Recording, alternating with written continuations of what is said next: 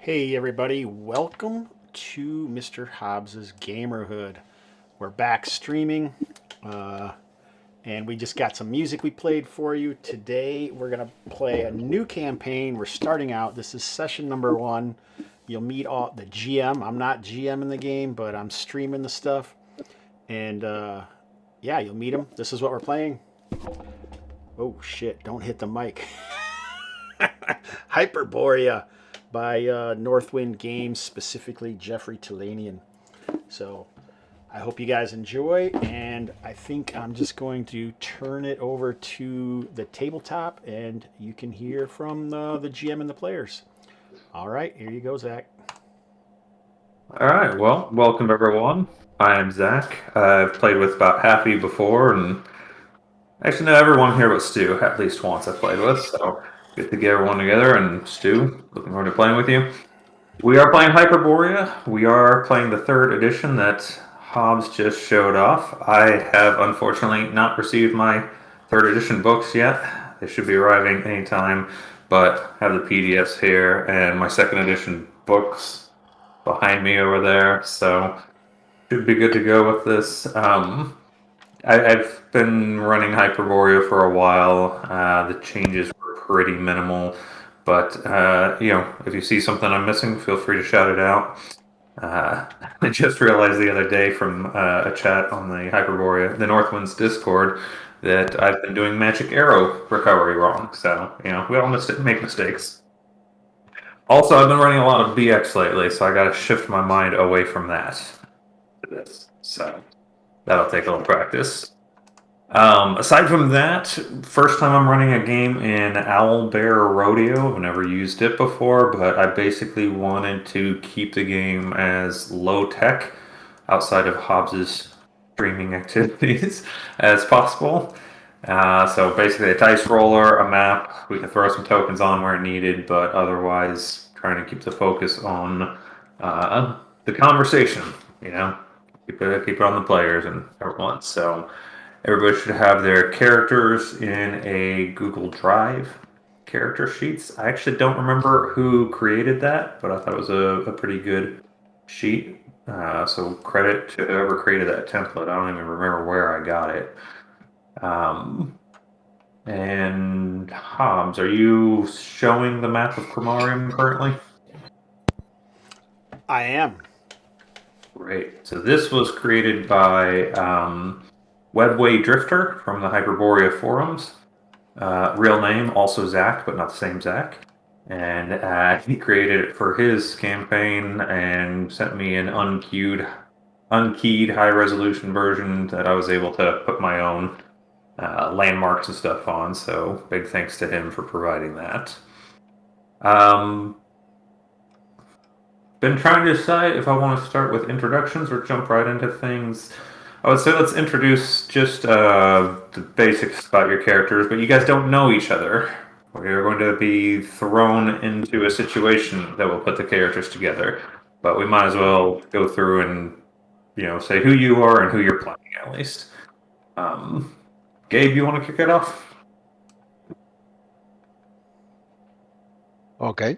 Hey, Gabriel here from Uruguay. Great to be back in the streams, Hobbs streams. Thanks, Zach, for setting up the game.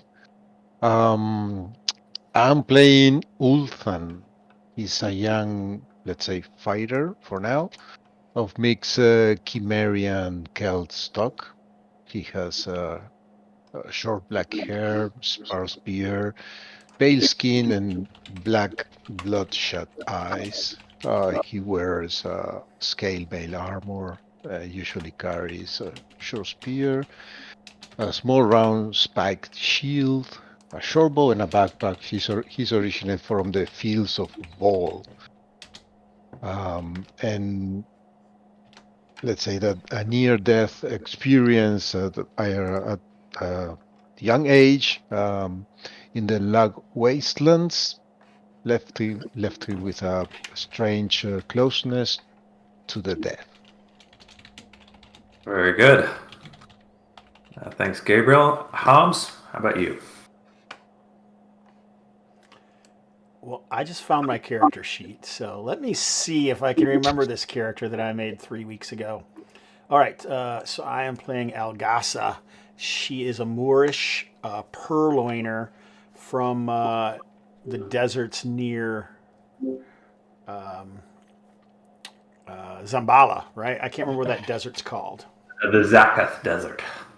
Zakath Desert. Yeah. Zakath, that's it. Yeah, she's from basically from Zambala. Left there at a not too long ago on some sort of boat, as it has been reeving with some pirateers or privateers, depending on which side you're on, for the past little while, and is now moved on to Khromarium. All right. Thanks, Hobbs. Stu, who are you playing?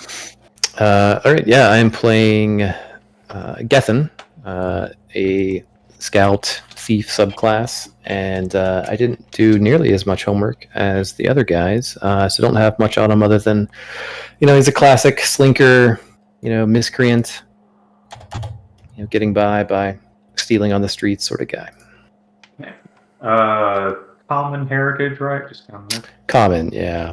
So he could really be from anywhere in Hyperborea. The one caveat is that nobody is from Khromarium, because I want you all to be new arrivals here. So whether that be like, you could be just from outlying villages, or you could be as far away as you want, but newly arrived in Khromarium. Okay, fair enough. And if you want to pick a place and develop a little bit more background as you learn more about the setting, that's fine too. Okay, cool. Going over to Robert. Hi, everybody. I'm playing Dinram. I got that name actually by rolling on the name tables in the back of the book, so that was pretty cool. Good. Yep, I'm playing a legerdemainist and of common ethnicity.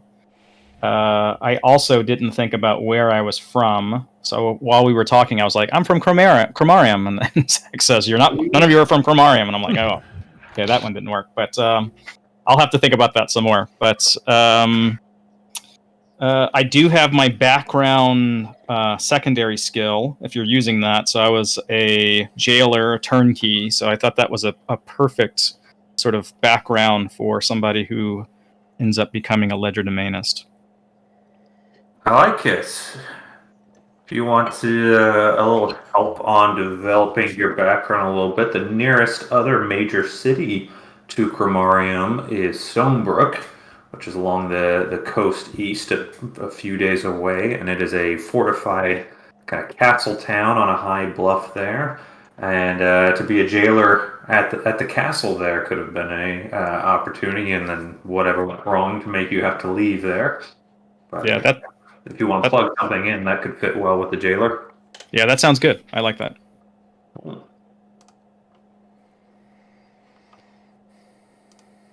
And Peter. So that's me. I'm Peter. I'm playing Yathos Ligodaros. He's a Amazonian, but more of a Greek fighter. He's a hoplite, fresh off the boat from Port Tinsar. Spent a lot of time serving for the Amazonians and fighting wars, fighting on ships. But he, in his pastime, he likes to mend his own armor and has basically built up a skill in armor. big shield, short spear, and a pick. He walks around with a pick on his back, and just a straight-ahead fighter. All right. That'll work. Well, that is our cast of characters to begin with, anyway. And you all are just fresh arrivals at Khromarium. Now, Khromarium is it's the largest city in all of Hyperborea, but that's at only about 30,000 people. Civilization is definitely on the decline, and but it was once a much larger place, and it has a lot of the ruins of the old city beforehand. The kingdom of Hyperborea that supposedly existed at one point, which would, legends of it are kind of like almost high feudal society that doesn't even, it seems completely alien to the world that you know. Knights and great palaces and all this kind of stuff.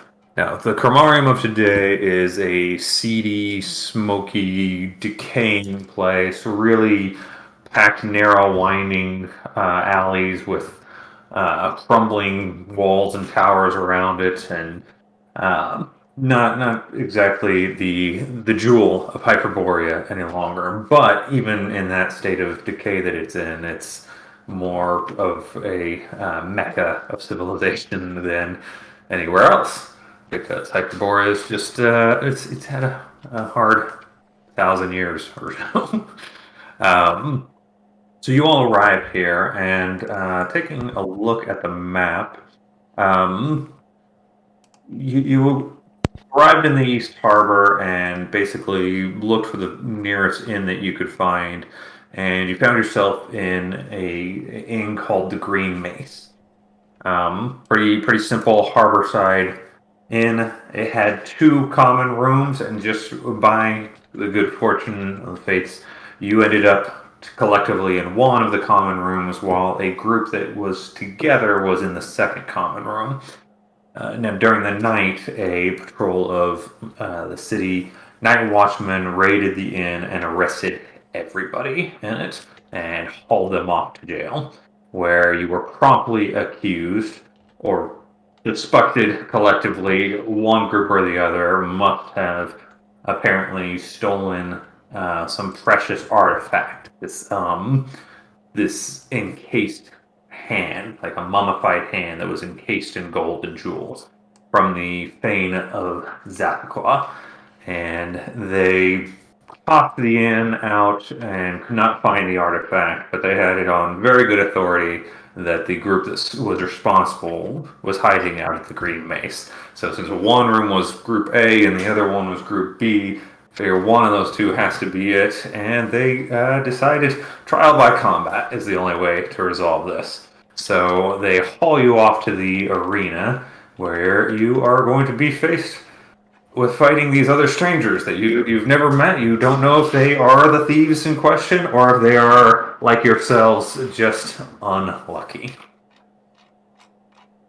But for that, we will begin our game with a little battle in the arena. Do you guys have tokens yet? I believe you can upload them on player side with the edit tokens button in the bottom right. And if you do, drop them in. If you don't, we can just grab one of the defaults off and name it to yourself. Okay. Sweet.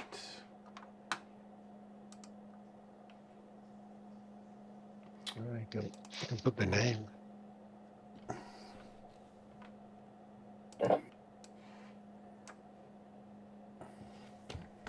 Yeah, put your name on the label as well. It's helpful. Right into Where's the action. label?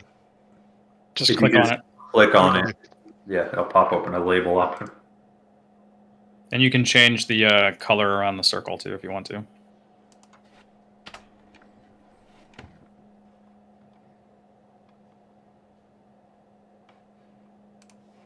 You'll see that there are 5 subjects in this other group that are up on the top level and top of the map, and I have labeled them by what their weapon is.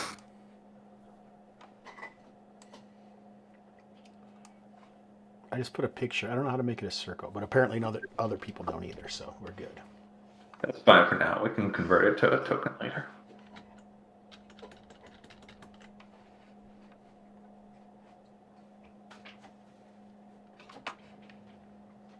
And who are we missing?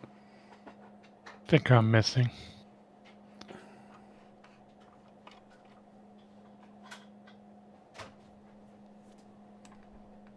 Oh.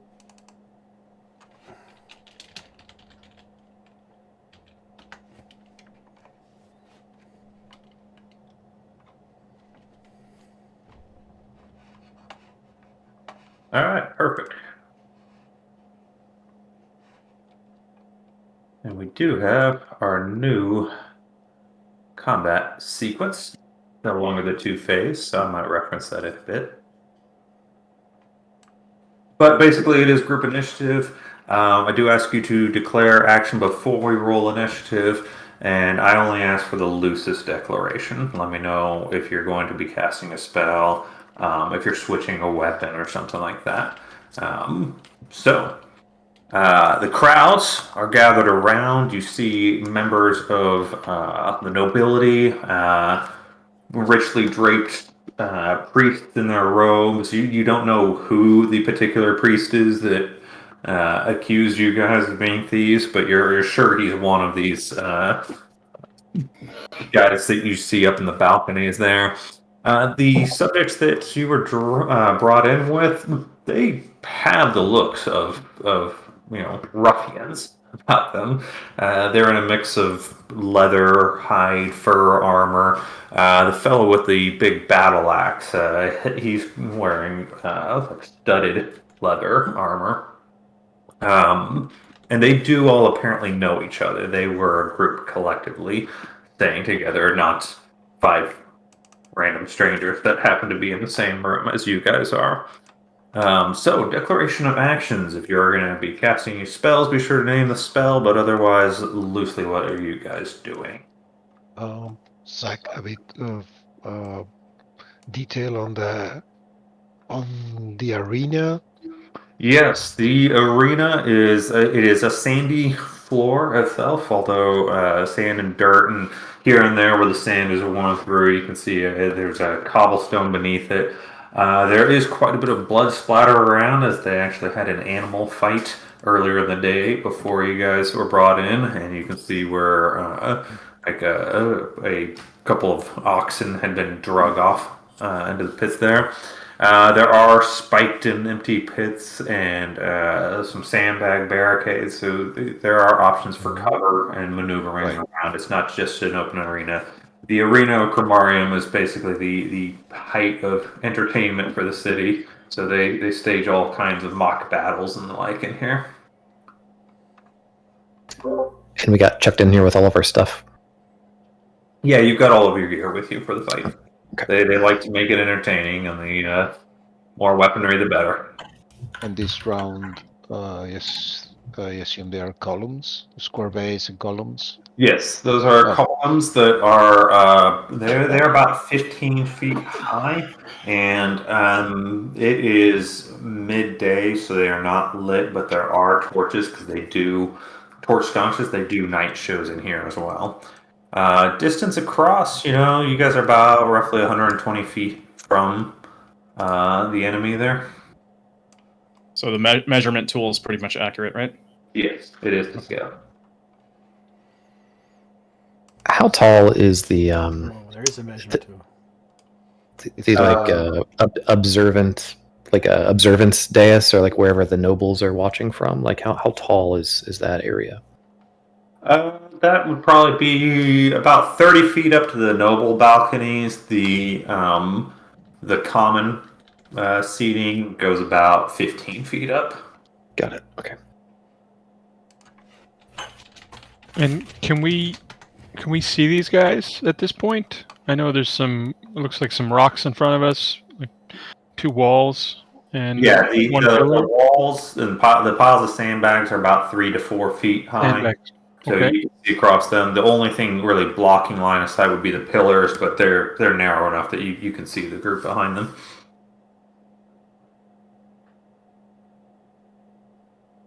Well, I'm just gonna pull out my large shield and start walking forward. Okay, not charging, but just slow advancing with the shield. Yep. Okay. How about you, Robert? My intent was to move. Let's see. I'm trying to stay behind. Exactly where. Just like if you are moving, shooting, melee, let me know. Yeah, I'm gonna move and shoot. It'd be my intent. Okay. And Stu? Yeah, I think maybe just move towards kind of standing behind one of these columns for now. I'm trying to figure out some tools here of like how to mark something or just pointer. Can you guys see if I point to something? I see. Yes. Yeah, cool. All Yep. right. Okay. What weapon are you ready? So I've got a short sword and a dagger. I don't know if we were using the advanced like combat options, but Yes, thinking we about okay, cool. So parry probably with the dagger was the idea in general. Gotcha. Yeah, no, I love the advanced combat options in Hyperborea. I think it adds a lot. Hobbs, what are you going to be doing? Move and shoot, sir. I'm going to look for cover and be able to. I'm going to shoot for now. All right. And Gabriel. Yeah, also ready, move, take cover, and shoot at the least, which looks the least armored opponent. Ready, move towards these sandbags here. All right. Well, Gabriel, why don't you roll initiative for your side? I've just rolled a 3.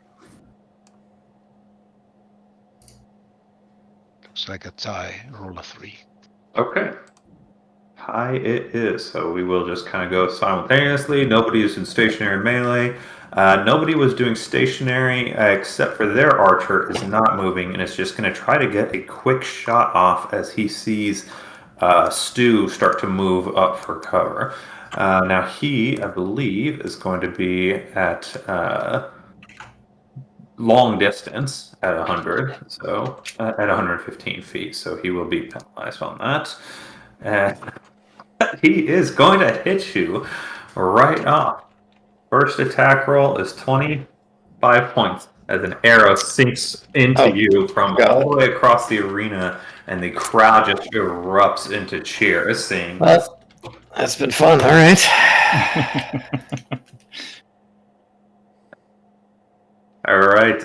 Second Next day. is magic is nothing. So anybody moving can go ahead and move. If you are moving and shooting, you will only be able to do a half move. If you are doing a regular move, you can do that. Nobody declared a charge, but you can do a double move actually. What's a half move? What is your movement right? Your movement's probably a 40 unless you're in heavy armor or something. Movement is a 40. These guys were all just moving up. Stu, are you doing okay there? I'm at 1 hit point. Yeah, At 1, okay. Perfect. feeling good. So, Stu, you rush up and try to take cover and see that you are bleeding onto the sandbags there. But the sandbags, if you are staying below them, will provide you pretty good cover. Oh, I see. Is this it's a recessed pit, not like a column that's... That Is is that- it. Yeah, that's a I pit, see. bro. I see. Okay, thanks for that. Sandbags that are there.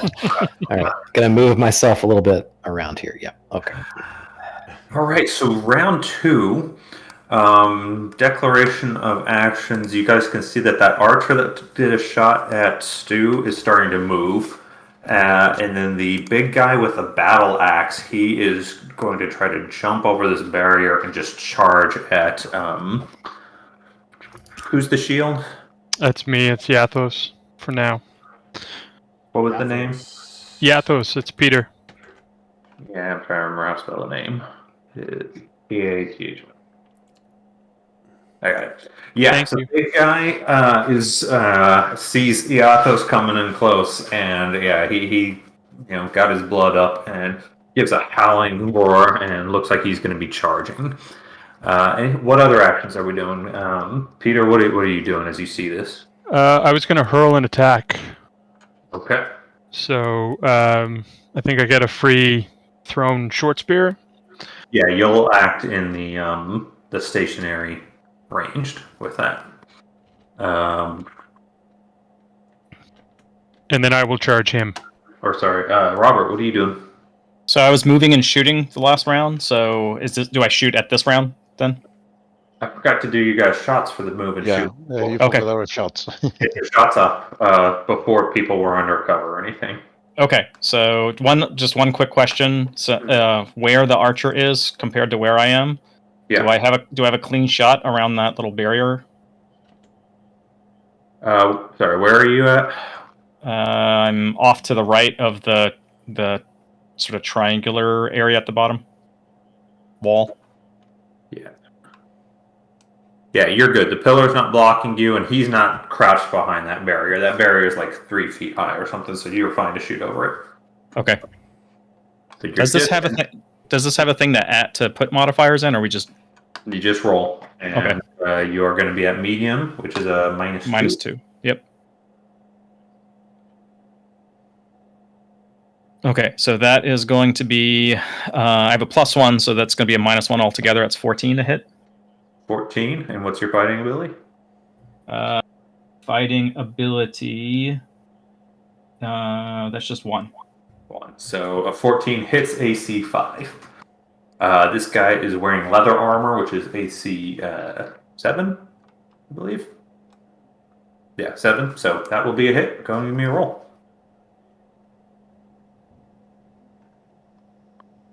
And it's straight up. Sorry, it added them. I didn't clear it out, but it's 3 points of damage. 3 points of damage. Okay. On the archer, who has more than 3 points. So arrow strikes him before he could move for cover or anything, but he's still standing. Slingshot. Slingshot. Sorry. Yep. All right. Yes. So that strikes him. Crowd gives another cheer. More blood drawn. They're loving that.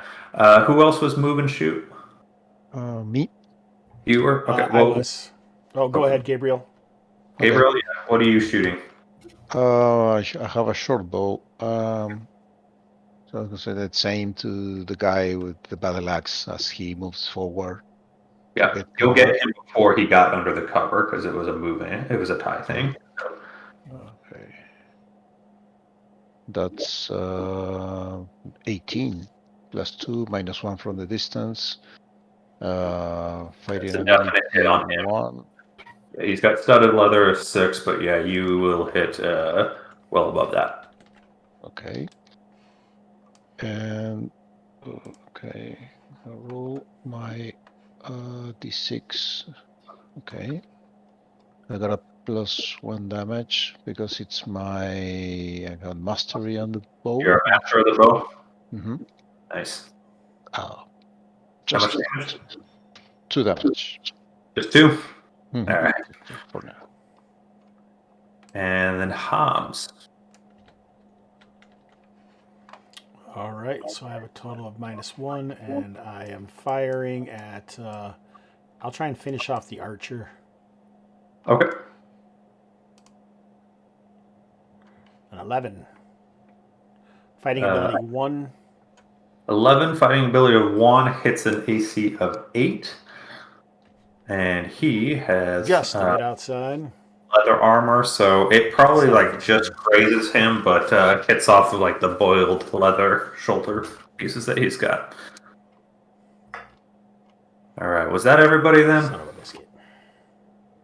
I Yes. think so. All right, yeah, sorry about that. Figured that I would mess up at round 1 of combat. Huh? All right, round 2 then. We already got Iathos is going to throw and then meet this guy's charge. Robert, what were you doing? I am going to move behind. Where's the little pointer thing? Select. Is it the select tool? No, it's the pointer tool right here. Okay, so I'm going to move behind this little triangular wall over here, and then if anybody, I'm going to attempt to shoot too if there's somebody that's within range and is visible. Yep, not a problem. And Stu, what are you going to be doing? as you pull this arrow out of yourself. Yes, sit tight probably and try not to bleed out while I wait for some opportunity. Okay. Just a quick reference on that. So that would be in the advanced combat. What is that going to be?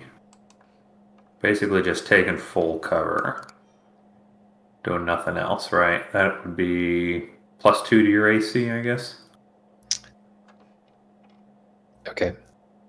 Yeah. Plus you're under the cover, which is, I was already going to give you a +2 off the cover that you're on, so you have a +4 total cover while you're behind that. Okay. Approximately how deep is the pit in front of me as well? 8 to 10 feet. Okay. Thanks. All right, Hobbs, what are you doing? I'm going to move and shoot again. Move and shoot again. And Gabriel, what are you doing? I'm staying there. I'm gonna shoot twice. Stationary shooting twice. Okay, gotcha. Hobbs, you want to roll the initiative this time? You got to tie a 6. Oh, geez. There's no way I could possibly not do that. 3. 3. Okay, so they are acting first. They have nobody doing a stationary shooting. Nobody is in melee yet. But we are going to do move and melee and then move and missile from them. So battle axe guy, he can reach Iathos, so he is going to get up to you. And Iathos, you can get your spear off, but then his melee attack will still be before yours. Okay. So go throw that at him.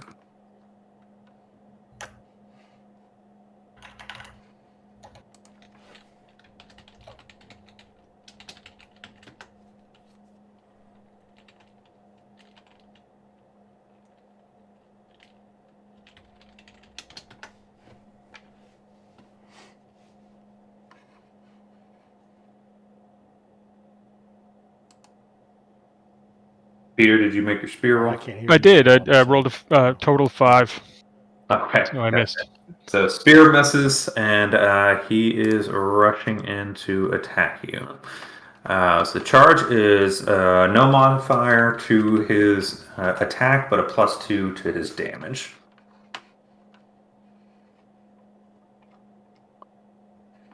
And luckily, you duck behind these sandbags as he's coming in, and this massive battle axe sails harmlessly over your head.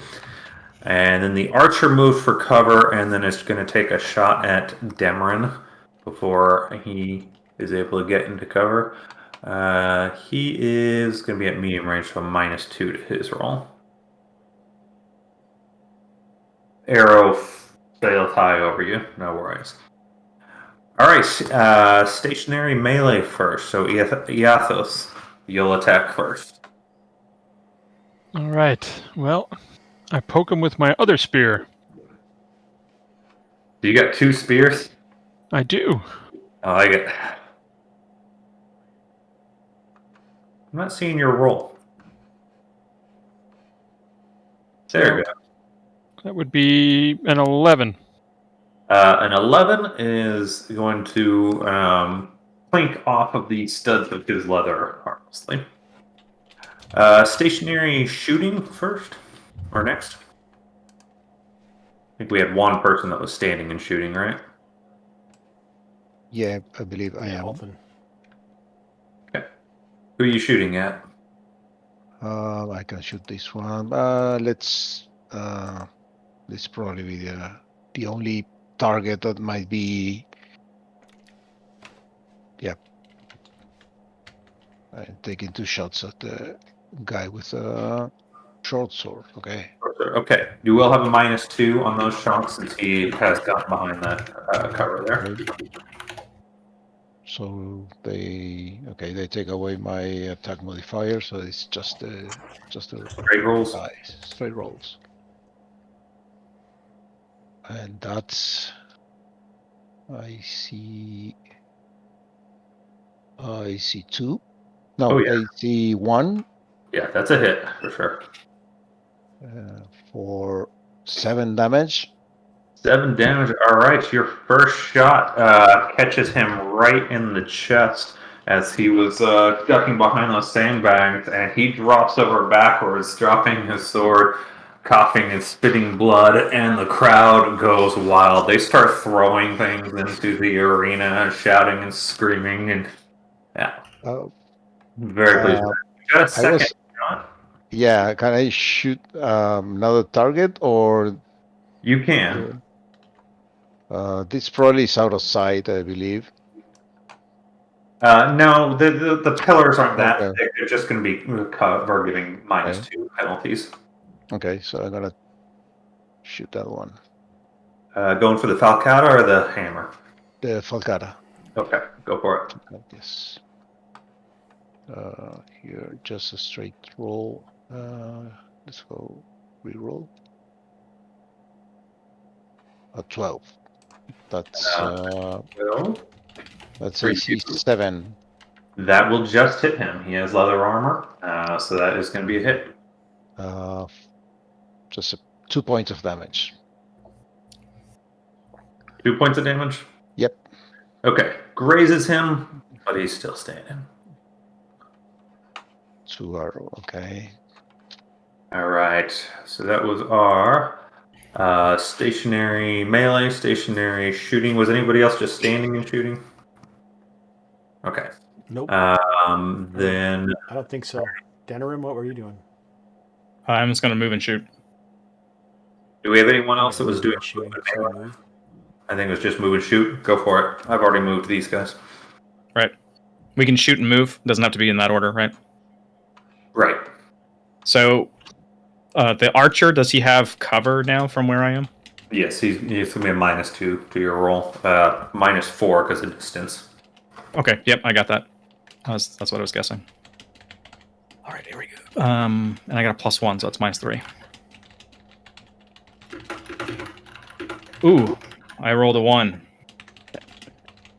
What are you firing with? Sling.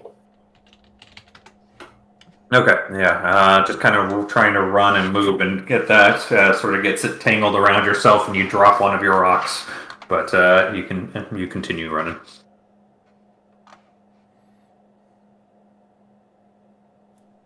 Who else we You got? lost your rock.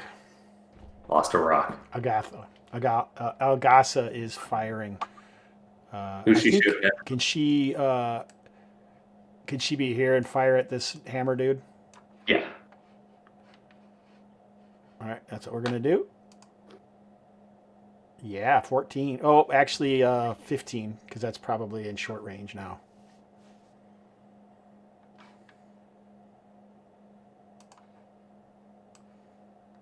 You're probably right about at it, but either way is going to be a hit for you. So go for your damage. Okay.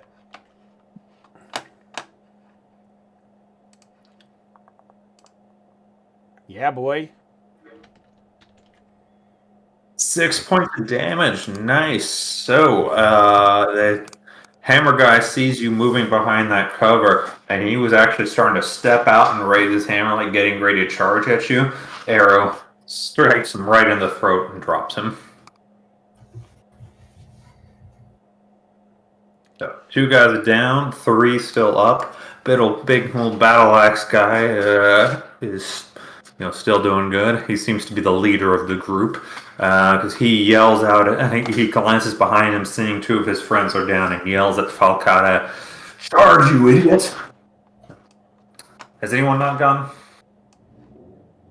All right, round 3. What are we doing, guys?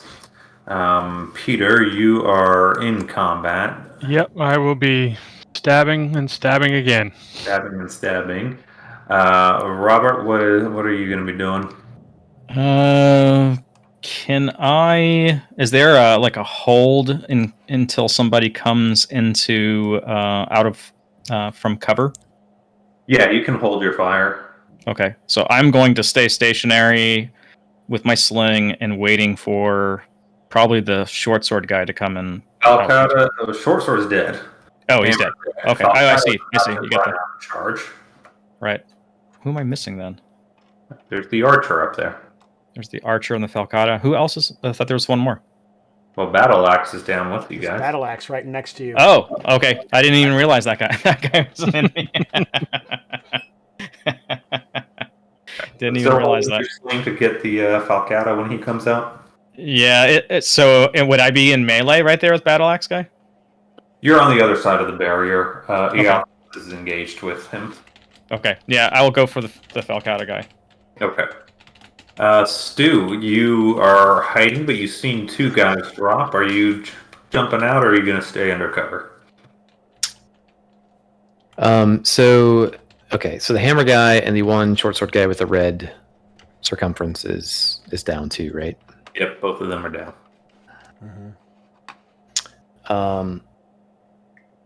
I think my idea would be to. I mean, we're in a pretty good position. I think I'm going to sit tight for now. So actually, I could use some help here. So regarding declaration of actions, how much foresight would be helpful? As in, like, if multiple people charge in, maybe I would pop out and take a stab. Would I need to declare kind of very specifically, like, if someone else charges in this? Just say, I'm going to hold my action ready for melee Okay. if something comes up, Sure. Yeah, That's kind of my general, I want to sit tight and just kind of wait for an opportunity, and I might pounce on one. If I end up being at the end of the round or something, whatever we need to do is cool. Fine. It's not switching weapons. It's not, I want to cast a spell now. It's just, I'm holding for melee, but Okay. We'll Fair see enough. what happens. Hobbs, what about Agatha? Moving and shooting. Moving and shooting? Okay. And Gabriel. I'm gonna be ready. I know he's gonna come after me probably, so he's ready to shoot when he jumps out of cover. Okay, so you're gonna hold your shot and get him when he comes out to charge? Yep. All right, sounds good. Stu, I think it's your turn to roll initiative. All right. Let's go, Stu. We could win once. No. There's a one. All right. Stationary melee first, battle axe attacking Yathos, is it? Yathos, yeah. This guy. Yes, he attacks with a +1 on his roll. Oh, that is probably going to be a hit on you. AC is 2. AC is 2, so this is a 19 that he rolls then, which for him would be enough to hit a AC of 1. Oh, So close. 2, you are taking the hit. And that big axe will do 7 points of damage from his Ouch. north on that. Oh, Are shoot. you still standing? Still standing. Okay. Archer back there is taking a shot. Stu, he's sunk an arrow in you. He's going to try to finish you off. All right. You're still behind the cover, and we're ducking down behind there, so I'm still giving you a +4 on your AC. What is your normal AC? It is 8. 8. Okay, with the cover. Yeah, he hits an AC of 5, so you're modified AC right now. You were poking out to see if anyone's going to come closer for you to stab, and then this arrow hits the sandbag right beside your head, cuts through the sandbag, and then the arrowhead comes at you. So close. And then our This is charge. perfect D&D, Stu. Yeah, so our charging Just guy. hiding back there while the rest of us are doing stuff. Sorry, go ahead. No worries. Falcata, answering his companion's battle cry, is charging out, and our stationary shooting guy can get his shots off at him. Oh, and he's in short range. Short range shot. Yep. He's in point blank, 30 feet. Oh, that's nice. Yeah, you can wait till he gets there, and also since he's charging, he's got a -2 to his AC. Okay. Or -1. What is the charge? That's +3 on the point blank. That's a 10. The 10, which for I hit an you, AC 9. it's an AC of 9. He's an AC of 7 normally, but since he's charging, he becomes an AC 9, so that just catches him. You have to like rush to track him because he's running really fast, but you just snap and get it into him. And he gets 4 points of damage on the first arrow. 4 is enough to finish him off. Good. So he's rushing out there, Falcata up, giving a wild battle cry, and you track him along and just manage to catch him, and he goes falling to the sand in front of Denerim. How's your take on fighting into melee? If you roll a natural 1 to 3, it'll get an attack. You'll have to re-roll an attack on an ally. Mm.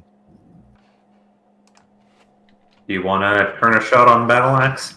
Yeah, Okay, go for it. like poke on the other side of the and take a shot. He's at point blank too. Okay. And I think, is there a penalty as well for firing into melee? That's why I was asking if there was a penalty. Yeah. I used to do it all the time. I don't remember.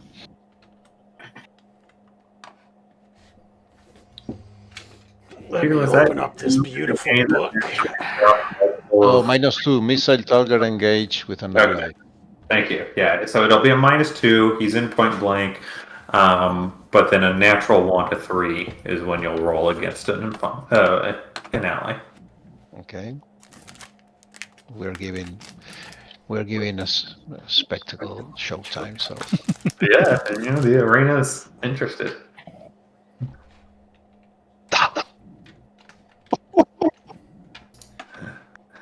Is that a 1? I see. yeah. All right, Iathos, what's your AC? On my back would be 4. 4. Okay. Gabriel, roll another point blank attack against Iathos. He's got a. Okay, it's at -2. Or it's a normal attack. It would be mine. Yeah. Same modifiers will apply. Okay. No. 15, right? Oh. -2. Yeah. It's a 16 because I'm +3 at. It's an AC 5 then, right? It's AC 15 is AC 3 actually.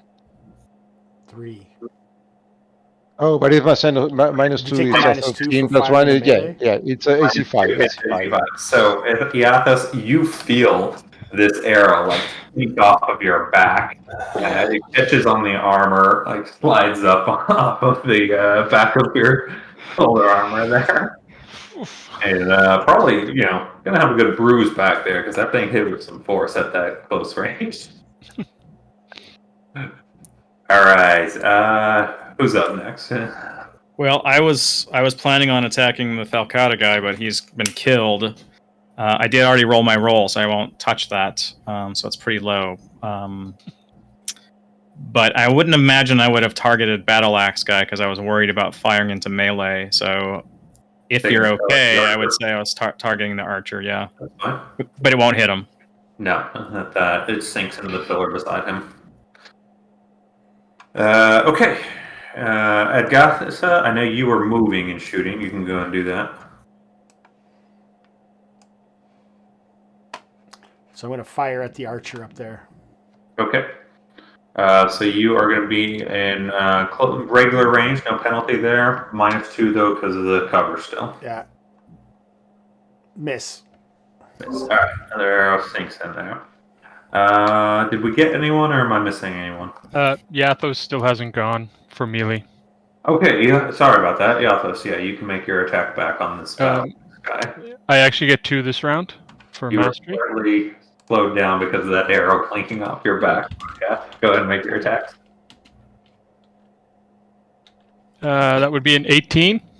That'll be a hit. And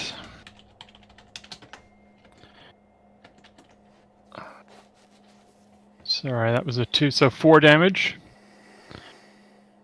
He is quite bloody and beaten, but still fighting because there's no surrender in the arena. And the second one is a 9. 9 will miss. Alright, I believe that's everyone then. Yes. Alright, Archer up there is stationary and be shooting at Algasa. Battle Axe still swinging at Iathos. So, Algasa, are you moving and shooting or just stationary shooting? Stationary now. Okay. Stu, are you coming out?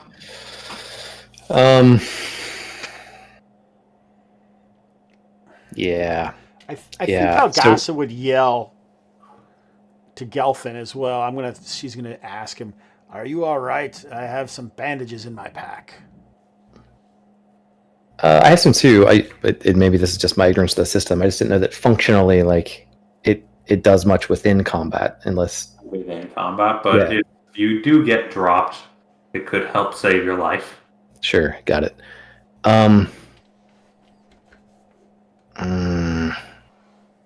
I got bandages too. I shout from behind the.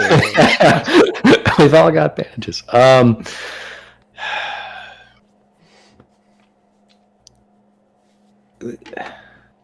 Is Ethos how bad does the battle axe guy to Alpha's situation look? I mean, they're both pretty bloody looking to you from where you're at. Yeah. Yeah, I'm gonna run out and try to stab battle axe guy. I'm gonna do it. Denram, what are you gonna do? Oh shit! Yeah. I think I am going to. My intent is to move my full movement to this spot right here, so that I have some cover, and then I have both the battle axe dude and the archer dude kind of in range. What's your? Okay, yeah. Move is 40. Is that about right? Where Yeah. I'd get to? So yeah, you can get up behind that and have both of them in line of sight. You won't be able to shoot this round though. Right. So Hobbs, you stationary. Stu's gonna move out and attack. Yathos obviously in melee. How about Olthen? What's he gonna do? Shoot again at Yathos? No, he's gonna drop his bow and grab his spear and attack from behind Yathos at the battle axe guy. Sounds good. But in his movement, he's gonna kind of reach on the floor and grab some sand. So he actually wants to throw that to the battle axe guy in the face from behind Yatos. Sounds good. Robert, you're up on rolling initiative. See if you can beat a 3. Died. Hide again. Okay. Have we won initiative yet? No. All right. So what we're gonna do? Stationary melee first. Yathos, what's your dex? 16? Okay, you will attack first on battle. Sorry, 15. Either way, yeah, you're good. Go ahead and make your attack.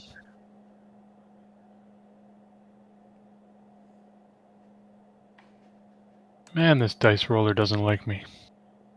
It's a 1. It is a 1, so he attacks you back. But I think you're okay. Your AC in front is 2. Yes, it is. Oh yeah, yeah. Big old battle axe. You are able to easily deflect it with your shield. Algasa, what is your dex? 16. 16. So you can shoot the archer before he shoots you. All right, well, let's do that.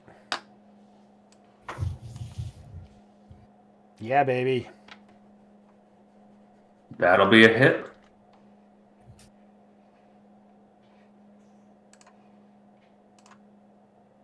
3 points. 3 points will finish off the archer. As the archer was kind of leaning at a thing, trying to line up a shot on you, you like duck out the other side of the pillar and get a shot that drops him before he can shoot you. All right, Denram, Nice. you can make your move fine, and Gethin and Ulthen can come up and attack. Ulthen, make me a test of dexterity to see if you are able to scoop up some sand while switching weapons and running and everything. Okay, let's test D6. Okay, 3 and 6. Okay.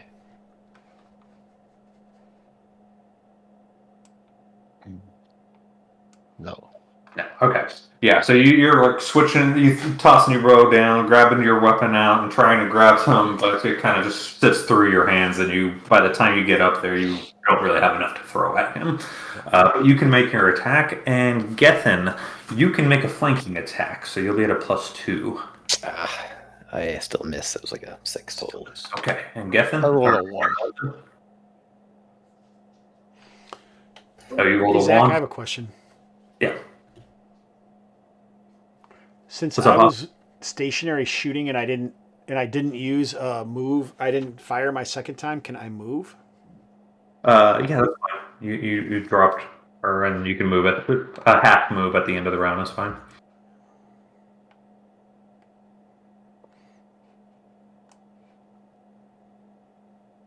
So I'm getting ready for a sneak attack on this guy.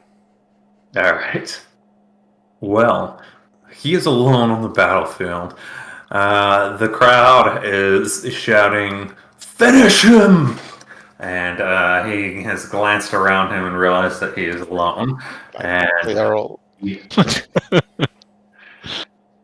he shouts out, "Curse all those damned priests!"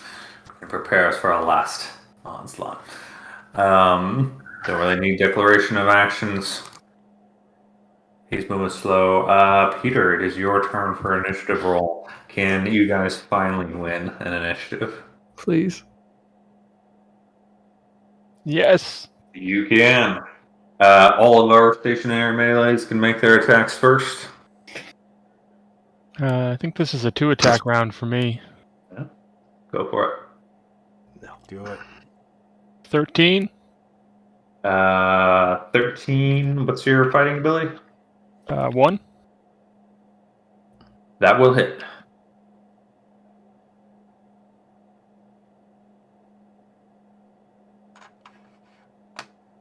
Seven Okay. points of damage. Evan will quite finish him off. As he was holding his battle axe high, yelling "Death to all priests," you thrust a spear up through his lower gut and silence him.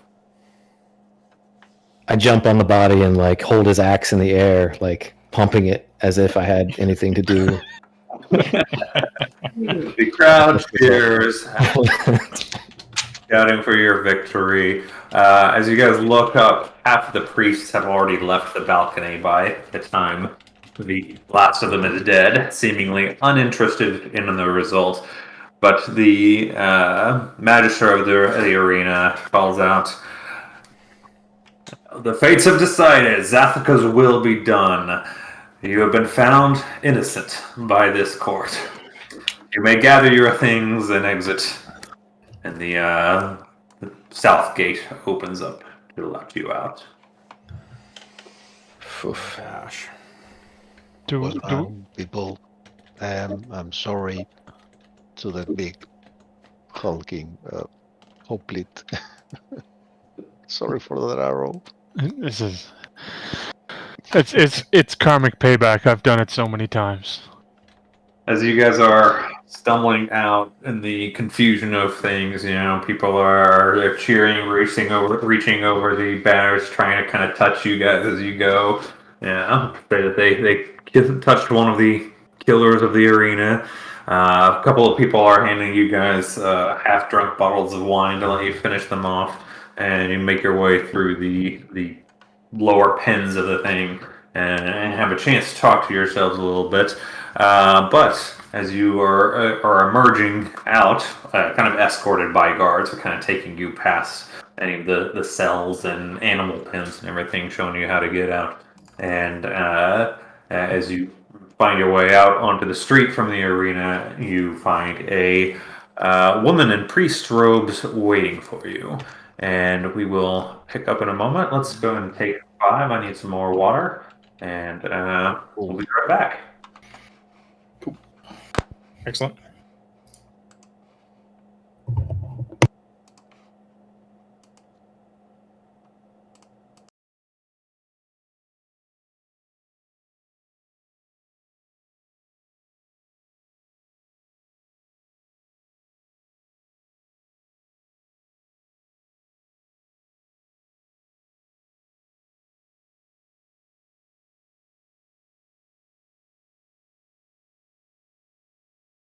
Oh, I was saying that thanks, Gustash, for the historical accuracy of the thumbs.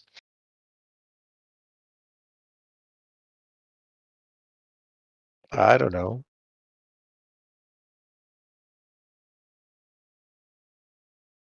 What we know it's from the movie, so maybe they got it wrong. I have my mic Maybe he off can too, point so I to turn that a back to a off. source of that. That would be interesting. Yeah, Kustash, let us know, man. Why do you say that?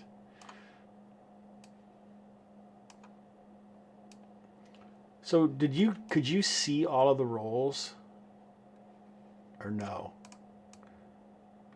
I think I Gabriel? looked once. Yeah, the tray. Yeah, and the tray was showing. Yeah, but I don't know if the tray of everyone shows.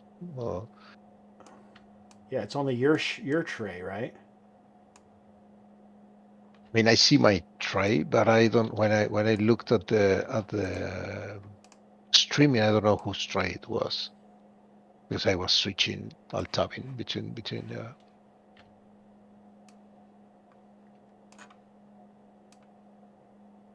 Do you want to test? We can make it we can try it if you like. We can do it before next week. Okay, yeah. Right now I'm trying to make it so we can have a when we're role mean, playing not- and don't really need the map. Mm-hmm. Where's the arena? That was only Oh, my tray, Kustash. If now I have my tray up, does it shows on the on? No, only my tray show. Only Oh, okay. individual On the players' trays show, as Is far there- as I can tell. Is there a way to turn off the animation? the animation on the tray I on do the not know. roll. Well, you the don't have rolling to have dice? your. Yeah, you don't have to pull the tray out if you don't want to. That little square next to party is turning off the tray. Yeah, no, but I just wanted to get rid of the dice animation, the rolling. Do you have a? Does your tray? So if, Is it animated? Like yeah, whenever I but roll if you push the tray so it's not visible, then you won't be able to see anything. Yeah, I did. Does that make sense? Yeah, but then I don't have the dice options. Yeah, you don't have the dice. That's the thing. Oh yeah. That's true. You don't have like a command prompt to type Yeah, the rolling dice. I bet you there is one. It sounds like Zach's doing one, so maybe he knows. Yeah, I only played He a likely couple does. of times with Thor or Roddy, so I'm not familiar with it.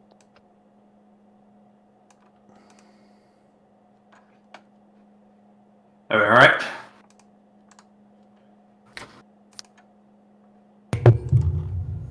Zach, Peter was asking if you can roll the dice without the tray, like by typing, to get rid of the animation. I don't know. Oh, okay. Okay, we're on the same page. This is the first time I've used Owlbear. I find the animation a little annoying. So Gotcha. Tell us how you really feel, Peter. Let's see. I find the animation a little annoying.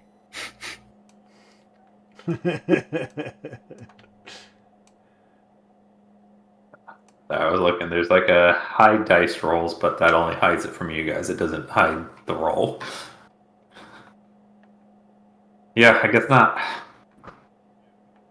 So, Zach, where on the map it's the arena? It's number 2. Okay, no, never mind, never mind. It's number 2. Yep. Um, And when the guy in the battle axe said death to the priests, they were on the balcony. Are they priests of any god in particular, of a god in particular, or they are different priests from different Yeah, gods? at that distance with that crowd, you weren't able to really make out many identifying Okay. things. You do know that that you were accused of stealing from the church, the Mecca of Zathaqua. So presumably, at least some of those priests were a member of the Zathaquan Orthodoxy, which is the dominant religion of the city. Although almost every god has got a temple in Khromarium, it's a large enough place. So yeah, you guys are kind of just funneled out of the place because there's going to be other games in the arena today. You guys were just sort of a little bit of spectacle is all all you are. There's bigger shows to be seen. You warmed up the crowd with a quick bit of slaughter and are declared innocent, but there's no recompense for your troubles or anything. Just to be alive. Yeah. And are before long just kind of ushered out onto the street, where outside this entire area around the arena is market stalls and food vendors and basically festivities around the arena. It's like the tailgating scene, essentially, for the big game. We should go and celebrate our victory. Well, did you But- did you say a priest interrupted us? Yes, you guys are, a couple of you, I think, are pretty bloody from the fight. You are easily recognizable as obviously being combatants that were in this, and are coming out having just met each other and been thrown into this mess. Looking over your wounds and discussing the fight itself and what the hell just happened. When yes, a priestess approaches you.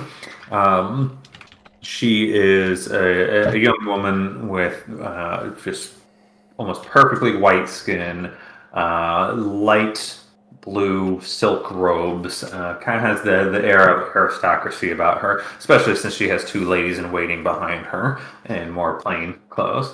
But she approaches and says, "Greetings. You are the victors from the arena. I saw your fight. May I trouble you for your time?" Of course, lady. I am Rania of House You're Vernon, like bleeding all over the place. priestess Sorry. of Lucifer. May I invite you back to my friend's home where we could see about getting you cleaned up and provide you with some food and drink? We are at your service. Food and drink sounds good to me. Please follow me. And she leads you not too far through this city to the southeast. This whole area around the arena, outside of that immediate market area, is kind of nobles' estates for the most part. A lot of walled manors with their own private courtyards and like.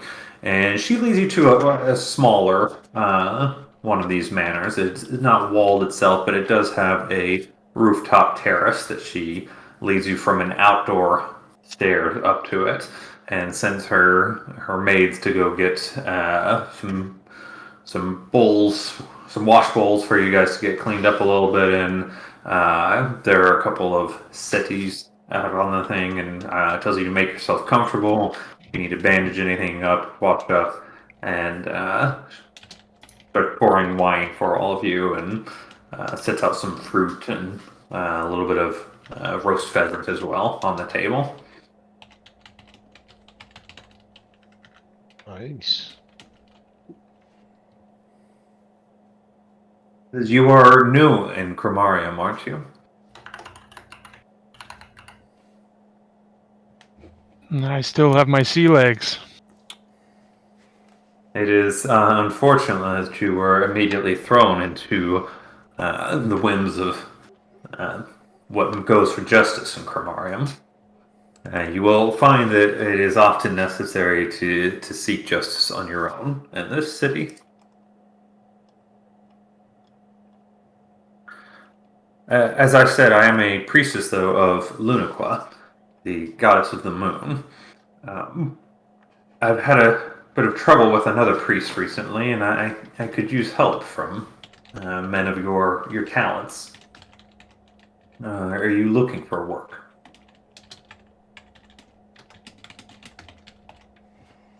Depends. Depends on what Didn't the make work anything is. at the fight. Sorry, Hobbs, what did you say? I said she just says she didn't make anything on the fight. I think Algasa is like kind of glancing around to see if there's anything that she could steal.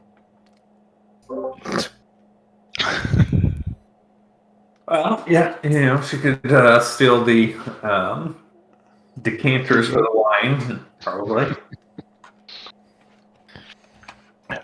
Silverware, or,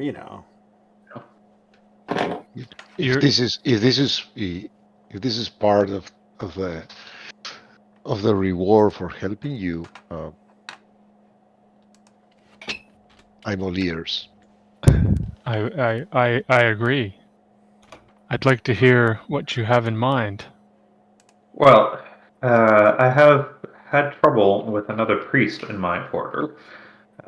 He has recently stolen my prayer book and is meaning to use it against me, uncovering private information to blackmail me, essentially.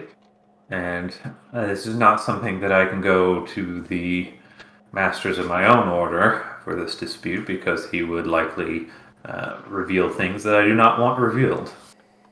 It's embarrassing matters. So I need the book recovered, and it is a matter of some urgency, as I've written the book, of course, with a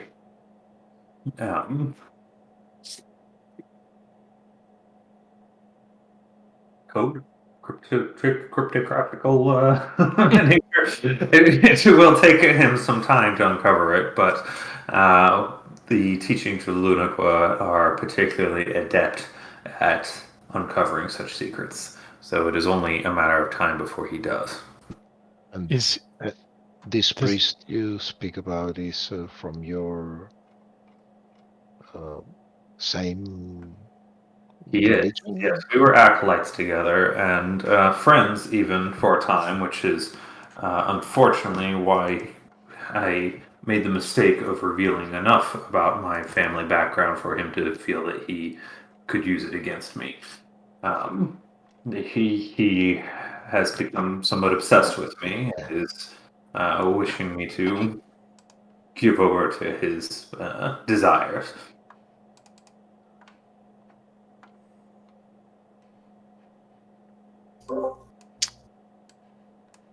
So she only wants the prayer book back? Doesn't care about him suffering any other fate, just wants the prayer book. Is that the priority? Yes. Okay.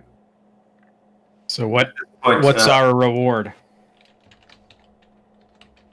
Your reward, of course.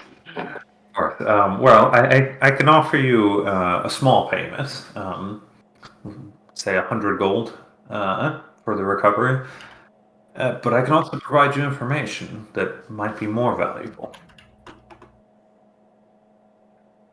Yeah, we're listening.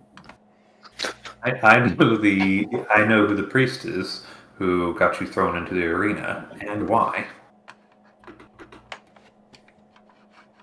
We're in.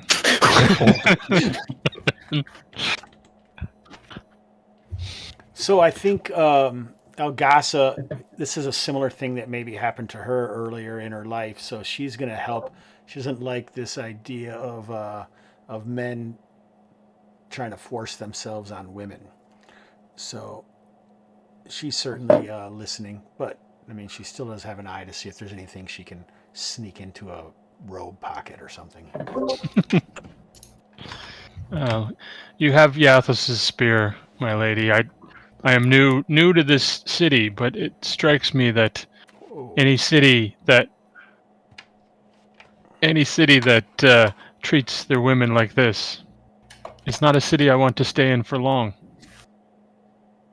She smiles brightly at that, says, we don't get a lot of chivalry in Khromarium. You will be most welcome here.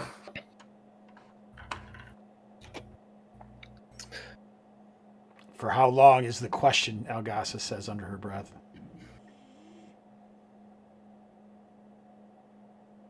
Well, I assume the information about the priest that, well, framed us, or however you want to word it, that's contingent on returning the prayer book? It is. Got it. Okay. Can she do anything about our wounds in the short term? So we can get started sooner? Time is of the essence. It is, yes. She could probably help you with your wounds. Let's see what she's got available. some salves. Who all is wounded? Oh, Yathos is still bleeding on the rug. Yeah. So Iathos and Geffen. are the only two that are hurt. Okay. She does have some Cure Light Wound spells memorized, so she would be able to pray over you guys and administer Luniqua's healing on you, especially if this is to expedite your mission there. So, presumably you guys have agreed to help her on this task? I'm all Yes. about revenge. Let's do it. Yep, Yathos is in. All right, then she will take the time. Yathos, you first. She prays over you and whispers to you that the light of the moon will help seal these wounds. And surprisingly, you find that they look already like they are a month old. 5 points of healing to you. Nice. I whisper back, the light of the moon and the north wind are almost like brother and sister in these lands. She smiles warmly at that and moves on to Gelthan and says the same prayer to you for the same effect of 5 hit points healed to you. Nice.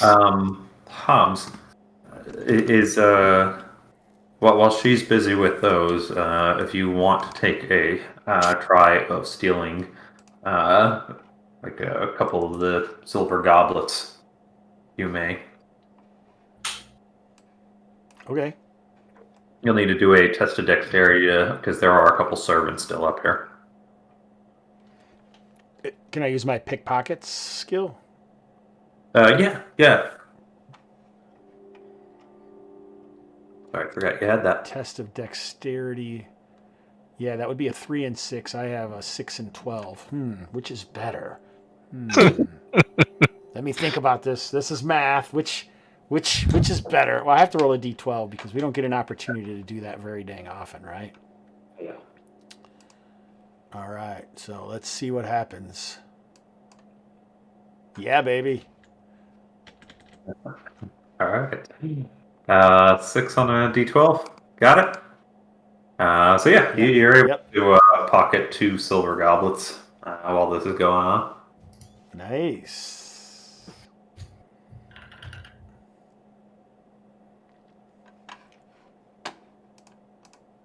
Have you seen my cup? I left it over here.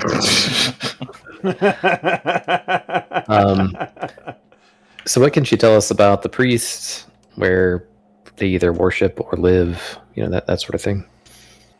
Yes, his name is Zarkultos, and he's a local of Khromarium. He was something of a prodigy at the Order, being that he's a commoner.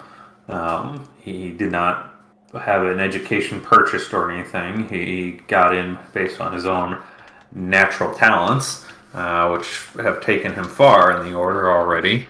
But he's a bit uncouth and uncivilized when it comes to social matters, and which led to a bit of a conflict with Rania here. So he has left the order. They're not required to stay at the temple or anything. They often do, but he, being local, likely has plenty of other friends and family in the area. She assumes that he would be somewhere in the Irons neighborhood. All the way off to the east. Which is close to where we were in that harbor there. Yeah. Where are we now? By 2? Is that the arena? Yeah, you're in an estate over here. All right, so somewhere in that Brad, I neighborhood. missed it, sorry. Yeah, I missed that too. Missed what? Where you're at? Yeah. I don't know if you can see my pointer. Just north of the shipyard, south of the gardens. Oh, okay. Yeah, still in the Crown Ward. Got it. All right. Okay, nice. Yeah, not one of the bigger walled manors or anything, but it is a nice 2-story home with a rooftop terrace that you guys are on that kind of looks out and can see the gardens. So she knows he's taken up residence in the Irons somewhere. Is there like a public place of worship or some sort of public duties that he fulfills on some schedule? Like, Well, yeah, he was missing for a full fortnight and missed out on too many of our rituals. Of course, they would be asking, but unfortunately, we don't have that much time. By that point, he will certainly have been able to figure out the cipher for my prayer book and uncover all of my own private rituals. Frankly, I need people of.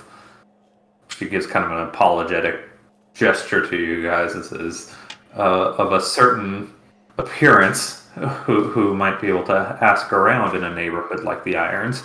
The Irons is known for its criminal element, its mercenaries, its thieves, and all that ilk. By any chance, do you happen to have a book similar to the prayer book that you were that was stolen from you? So maybe we can pretend that we have the right prayer book, and that the one he has is just a copy, whatever.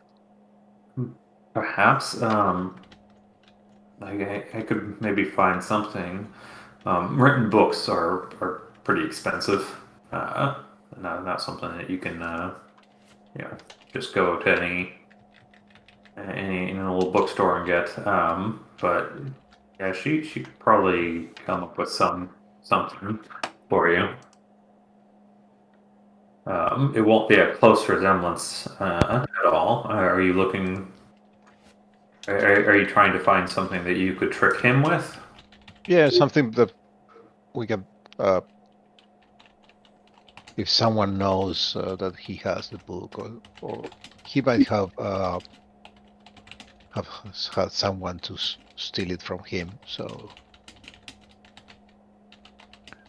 yeah, maybe we can pass the voice that we have the right book and not the one that he has.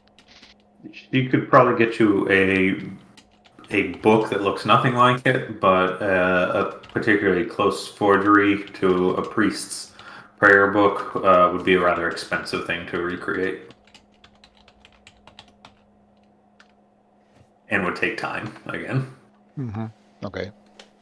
Like if you just wanted a random book like that you could try to switch something out, I'm not sure the extent of your plans on that, but something that would fool him, definitely not. If he's already had it for a couple of days, that would be a hard forgery to make. But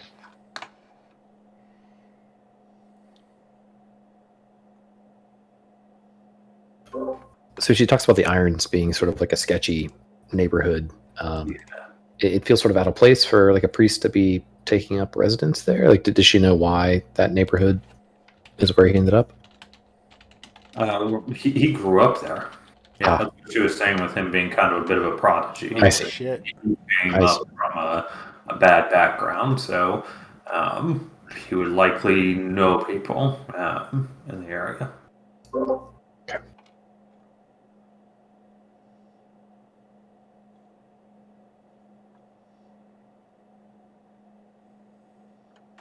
Well, the sun's not going to shine all day. Good.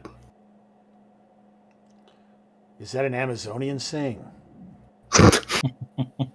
Maybe it doesn't translate very well. As long as it's not New Amazonia, right, Stu? Yeah. Never heard of the place.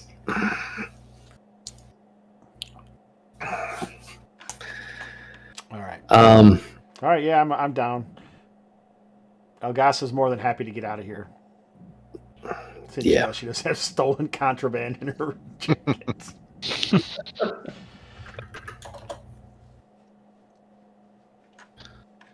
what time of day is it now? It would be shortly after noon. You guys were kind of the lunchtime special. Got it. Which, yeah, we haven't really talked about, time of year or anything, but it is spring in the Hyperborean cycle. So cool enough that you often want a cloak or something around you on most days still, but not much chance of snow at this point.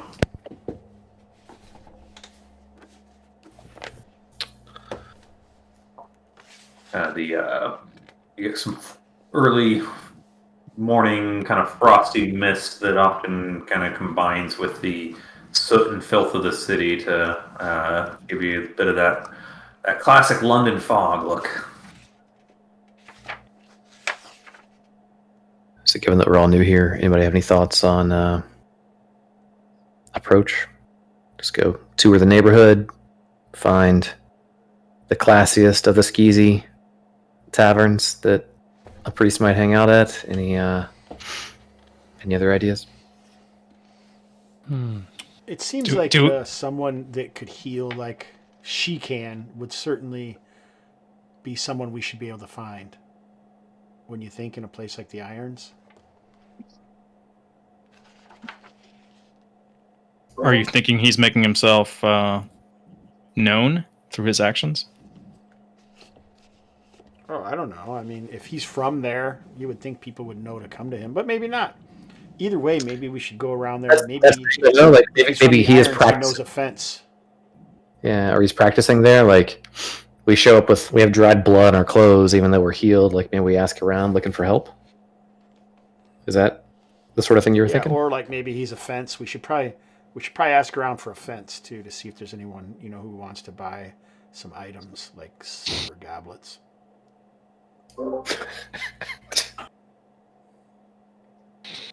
Yeah, Denram wasn't so ambitious in there, but if the other ones want revenge, he's happy to take the gold, though.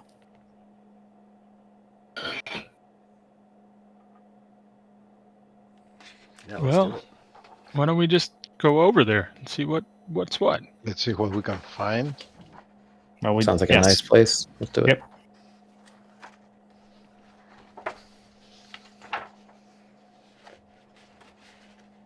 Okay, so you guys are done talking to. No other questions for Rainia? Not at this point. Do you have a way of contacting him? No, she doesn't know if he doesn't return to the temple.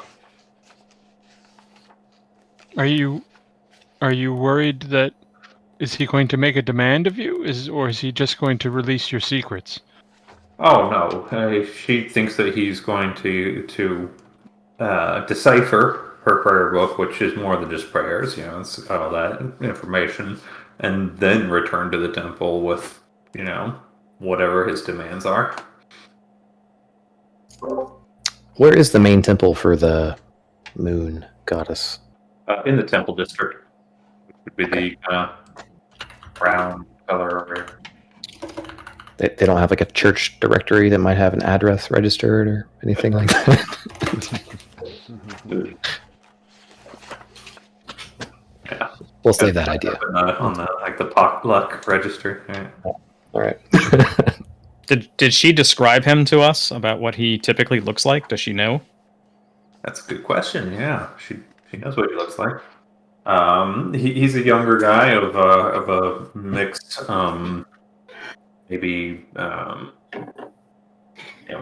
common / Carolingian look to him.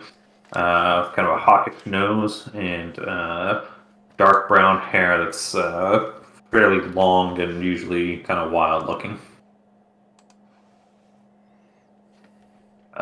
Typically wears the blue, white, silver robes of Luniqua. Although if he's hanging out in the in the irons, he might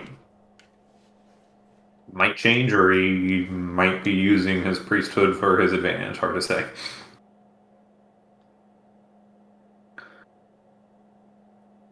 But asking around for a priest in the irons is probably not the worst place to start.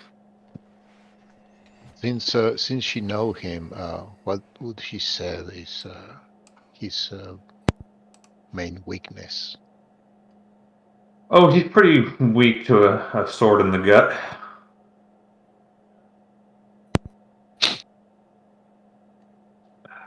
Now, he would be trained in the main rites of Luniqua, which are typically focused on like divination spells and the like.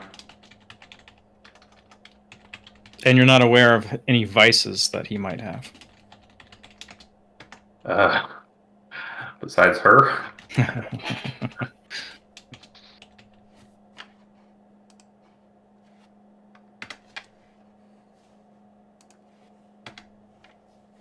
Divination, you said that. All right, let's do the thing. Aren't you worried he might be watching you, using some sorcery to watch you? He knows about this? She doubts that he has that level of ability, but he would definitely be more. He's likely worried about the book. He's likely to see something coming. You'll have a hard time catching him unawares.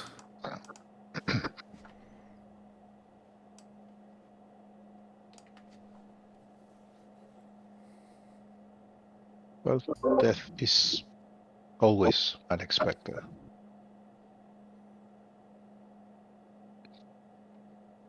Or is it always expected? I think we should head to the Irons and maybe find an inn or a tavern. Well, do you guys want to return to the inn where you were arrested, or go to a different part of the Irons? Just a different one. Yeah, is that where the Green Mace was? Okay, all right. So the Green Mace is down right by the harbor, basically. The harbor, you're going to have some warehouses, and then a bunch of taverns, inns, kind of seediness down there. Let's find our main competitor. Let's get them some business. Where 11 is marked is what people call the maze, which is basically a very large bunch of old prehistory structures that have been so built onto, and little expansions and ramshackle, basically tenement housing kind of style things, and apparently very dangerous to go through. Thieves and cutthroats, and anybody who wants to get lost could hide out there pretty well. Further to the north side of it is a little bit more tame, I guess. Really just large blocks of residence shops. inns and taverns up there. There would be some inns and taverns kind of on the north edge near the gate itself, as well as some regular merchant build shops and the like. Yeah, let's go there. Outside. Let's do it. Can we get a location on the Temple to Lunaqua where they both serve? Yeah. I haven't keyed it on the map yet, but we'll say that it's right in here.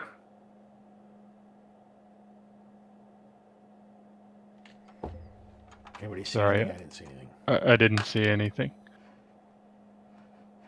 The Temple District is this light brown area. I mean, I'm not trying to be overly exact on the map. Do you need to know which squiggle on the map is, or just the general? No, I didn't see anything. Sorry, I didn't either. Didn't see any squiggle, even a large area one. Yeah, it's in the middle of the Temple District. Okay, but I mean, maybe we case that place, and he's gonna come back there at some point. He'll come back once he's deciphered her secrets. Yeah. And Yeah. Yeah, I don't think we have that kind of time. We need I to think go she was suggesting it'd be pick too up late. some If, rocks and let's do it. All right, let's go. Storm the irons. were you guys looking for an inn on the south side where the Green Mace is, or on the north side where there's more merchants and businesses? North side, I believe, right? I think so. It sounds nicer. Maybe if anybody would know about this guy, maybe be there. Also, we could give a bad Yelp review for the Green Mace while we're in there. So you guys make your way through really half the city of Khromarium to get over there. Sticking to the main road, you do pass through the Low Market, which I wanted to highlight, number 12 on the map there. This is basically just a big outdoor bazaar from 12 all the way up to the gate, essentially. Stalls, vendors, merchants kind of crowded around the place. Even making your way through there, people are shoving things at you and trying to get you to buy whatever they can. All sorts of food and wares from all over Hyperborea are sold here. Not proper stores like you would find over on the nice part of town, but pretty much anything you could want off of the general equipment list in the book, you can probably find in here. So if you need anything, good place to get it. Also, from the looks of the place, there might be a spot or two that you could unload somewheres as well. Probably won't get top dollar on them or anything, but if Algasa,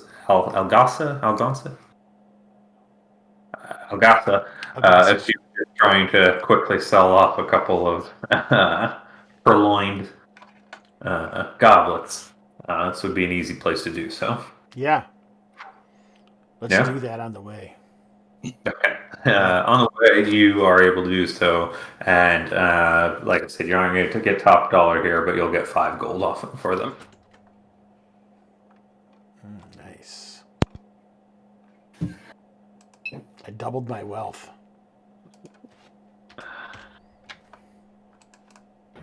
All right. Round of drinks on Algasa. All right. Mm-hmm. With that, you guys get Yeah, I don't to... know if you guys figured out that she stole those or not. It would be up to you guys, I guess. Sorry, go ahead. Oh, you're fine. Yeah. Probably something you notice, at least all of you, is that Algasa stops to sell off a couple of things, and might even recognize the goblins.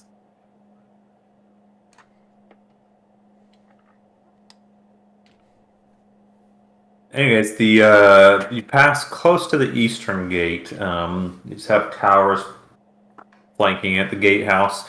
A good 50-foot high fortification. And this road would eventually take you all the way back to Stonebrook. If you want to go home, sweet home already. away. But the south of the gate, make your way into the Irons, where it quickly is kind of sloping into more ramshackle structures.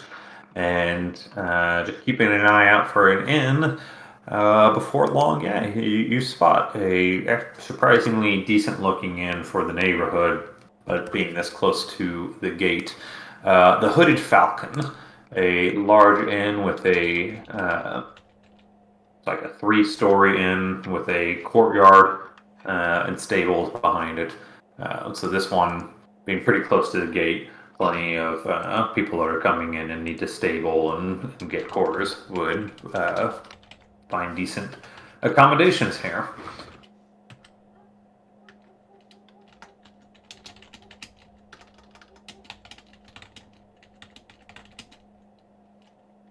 Okay. In the afternoon, when you guys arrive, it is not terribly busy. Mostly just some workers who have finished up early are in the common room having some drinks. There's a large stone hearth, and then all of the sleeping quarters are on the second floor, and presumably the family and staff of the inn on the third floor. The courtyard itself is walled and has a gate that is open during the day, but that they can lock up for the night to keep your horses safe. Should you guys acquire any horses and want a place to stable them, seems like a decent option.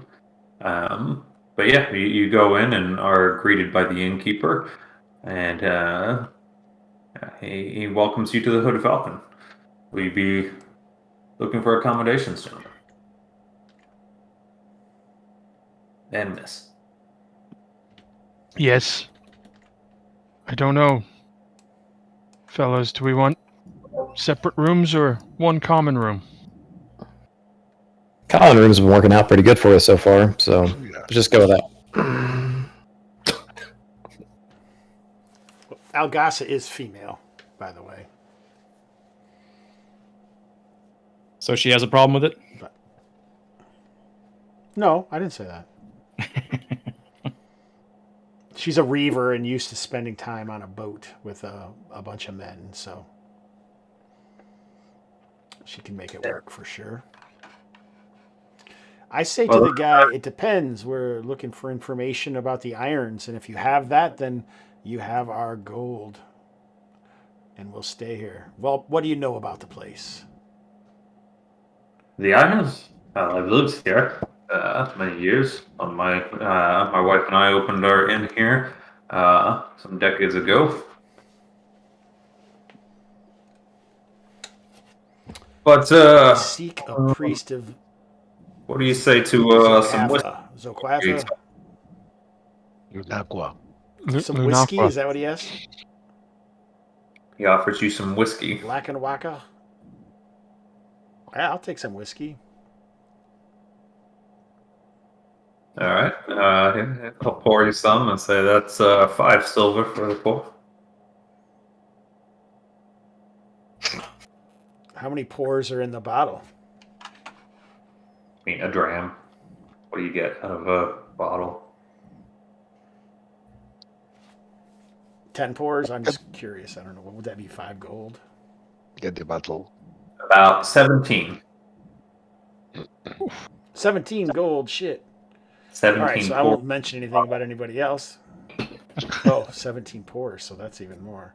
So that would be 8. It would be 9 gold. Yeah, I don't have that much. All right. I'm going to ask for another pour for the Amazonian, since he seemed to be doing quite a bit. Definitely What? not that common man Stu's character over there. Wine is cheaper. No, she motions for the Amazonian to have a drink with her, and then ask if this guy knows of any long-haired, hook-nosed priest of Zoquatha in the area. So he's poured 2 drams of the whiskey for you, and as you are asking this, as he is pouring, and he motions 2 gold instead of the 1 for the drinks. I thought it was 5 silver pieces. He just doubled the price on you. It would cost you 1 gold, but he's asking for 2. Information cost extra. All right, yeah, I'll give him 2.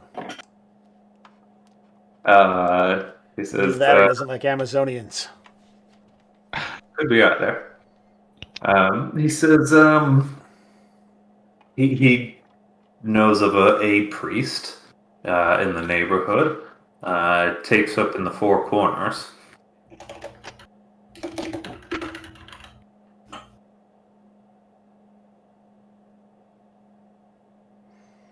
All right, how much for a night?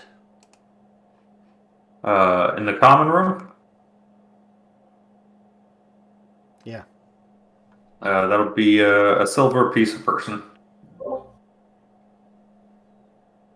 How many people are in the common room Another tonight? gold piece. Common room sleeps about 15, and they are on double bunks. And motion to my fellows and say, I'll cover it this time. Someone else will have to the rest. Reaver's rules.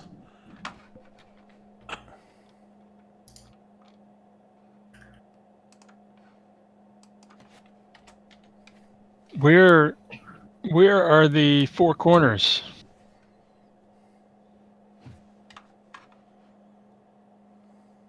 From here, quite close.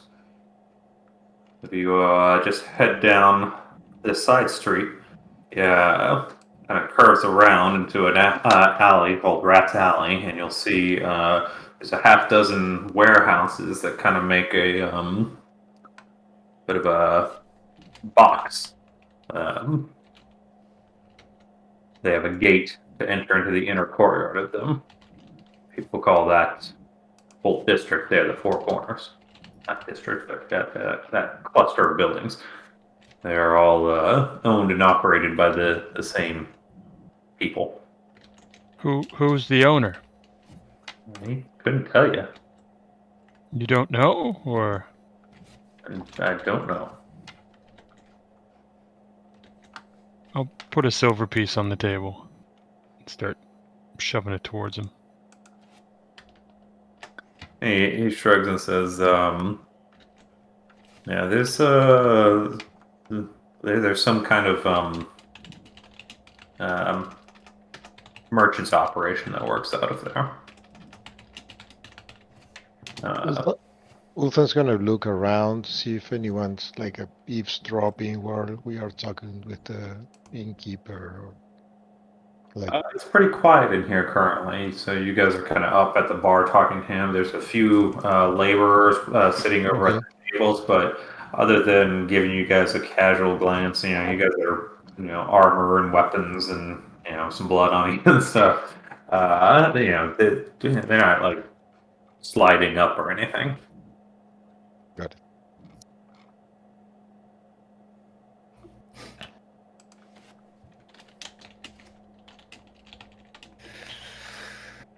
What would a priest of Lunaqua be doing with merchants?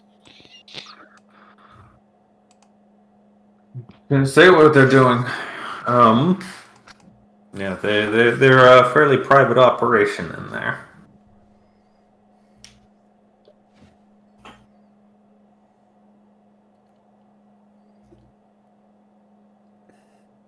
And it's on the Alley of Rats, you say? Yeah, Rat's Alley. Rat's Alley. This might be a question for someone whose legs still wobble because of the seas, but are there a lot of rats? They get their share. Seems But don't worry. seems strange so far. Yourselves. Seems strange to be so far from the water to have that many rats. Speaking of which, any of you care for some soup? What kind of soup? Topical of rats. Whatever kind we can make.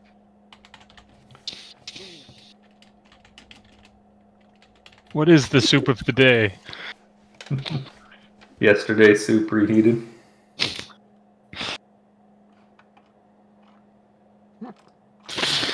I will try some of your good soup, sir. Well, dinner will be another silver piece a person. Okay. I'll pay that. I'm not eating soup alone. For So, you guys, kind of coming off of your wounds and stuff, rest up in the inn, having a decent stew, a little bit more beer served with the stew. The whiskey's actually surprisingly good. Nice peated whiskey from Swampgate. The inn kind of fills in with quite a few more people in the evening. Seems to be a bit of a local spot for some entertainment. They get some live music, band playing. Scald is telling they kind of do a music and then poetry in between, where he tells a tale of a brother and sister raised by wolves, then separated, and one of them becomes is taken in by a noble family and raised to be a princess, whereas the brother wasn't found and is raised to be a complete animal by the wolves until he ends up preying on her family when they try to hunt him, kind of thing. So this kind of sort of epic poem that he is telling, and turns out to be a pretty good story. So you can see why this place has a pretty good local crowd that gets into the entertainment, and the whiskey's good, the entertainment's good, so you have a lot of people passing through. You do notice the crowd does favor a more, lots of people armed with weapons, having a look of adventurers or mercenaries or thieves and other such types are pretty common in the area. You guys draw a few curious looks from some of the locals, but not enough to nobody bothering you. It's not like a locals only type of bar. I'd say we check out Four Corners in the night. Sounds like a good song. Yeah, I'm down with that. That's fine. Yeah. Yeah. Okay. Shall we have an Something, early something, rest something and then at go out? night after See- the light. Still has candles burning in their windows late at night, trying to decipher books. Well, we kind of know where we're going a little bit, right? No? Yeah, I mean, unless I missed something, since this dude knew there was a priest there, is that because he's doing priestly things from there, or no? Right. I missed it. Sorry, go ahead. It's just seen him in his robes around the neighborhood. Oh, the robes. Okay. Yeah, Oh, he is wearing Lunico robes. So you guys want to do a quick scout of the Four Corners, see what it is? Yeah, I think that's a good plan. Yep. Just case the joint. All right. Not Are really a you joint, all but the going together, or is just one person going to look at it? If it's a casing the joint, Yathos will probably stay behind. I have to repair a stitch on the back of my armor. Yeah. Weird how that happened. It happens. It happens. They don't come as good as they used to, these armors. Yep. They tend to rip. How about Ulthan? You're pretty heavily armored. Are you going to go, or are you going to stay behind with him?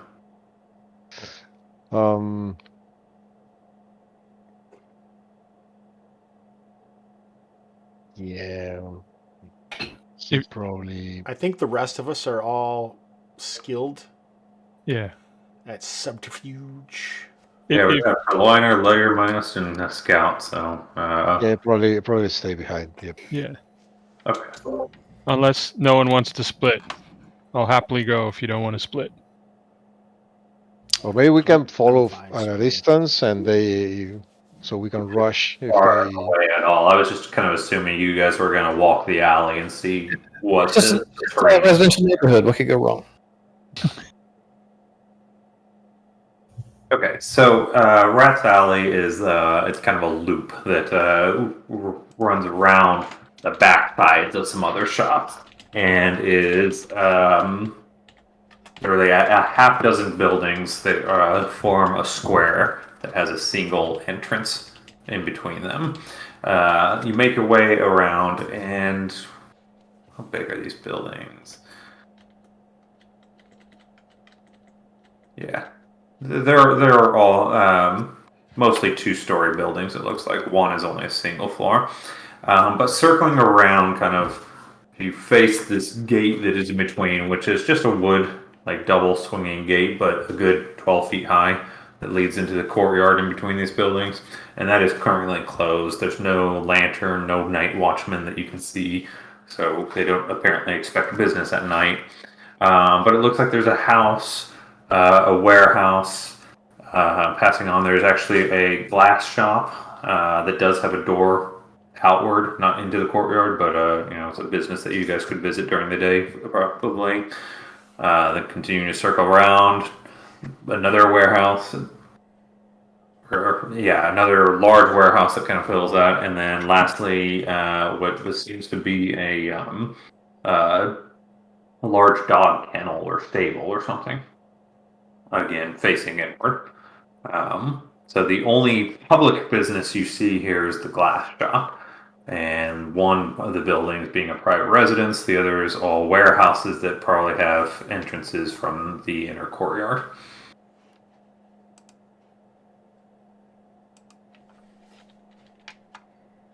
And sorry, Zach, what's the relation between like Rat's Alley and what was described as Four Corners? Like, was this just the way to get there? The collection of buildings that kind of all form a square. Rat's Alley loops around it. Got it. And like none of the other businesses face into the alley. It's all on the backside of built businesses. Got it. And are there entrances to like the center courtyard portion from the alley? Yeah.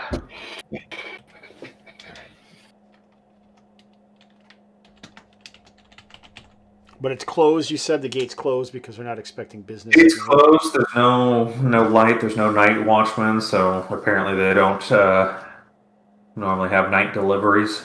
And then the glassware shop is also closed. Now there is lights coming from the second floor of that. So apparently typically if you have a second floor over a shop like that, it'll be the shopkeeper's residence. And just looks like candle lights inside the windows there. And lastly, there was that one building that just looks like somebody's home, but there's no lights on from it. It doesn't look like a shop, though. It looks like a house. So we have a glassware, a stable, a house, and what's the fourth thing? A couple of different warehouses that don't have entrances into the alley. They would have entrances in the courtyard. So you'd have to go through the gate to get to the warehouses.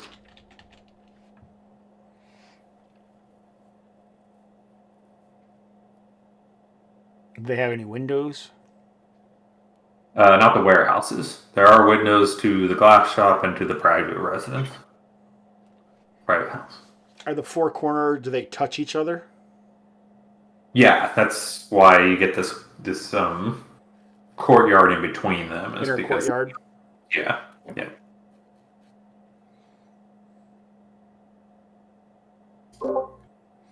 And like, what's the traffic like in Rat's Alley? Very low currently. Now, like I said, Rat's Alley loops all the way around it. So you have a regular street, but then the alley. The two signs that are closer to the main street are visible from the street. But since it goes kind of all the way around, there's that back side, which is on the warehouse side, that has basically no traffic and very dark. All right, I say we get the others and let's get up this roof on the warehouses and we'll see what we can go from there. What do you guys think? So you want to get on the roof of the warehouse just to look around? Yeah. The second story of the glassware shop that has like candlelight. Can we tell from where we're at? Does the window have curtains drawn or shutters, or what are we looking at exactly? It looks like it's got shutters. Okay, so just sort of like ambient light coming between them. Yeah. All right.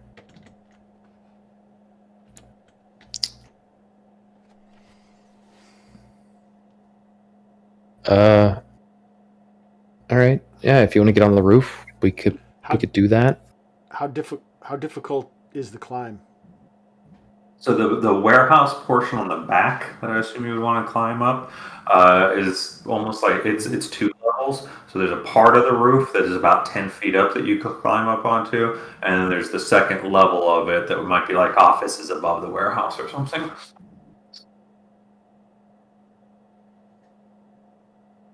So But how if you- difficult is it? Like a sheer surface, or is it more simple than that?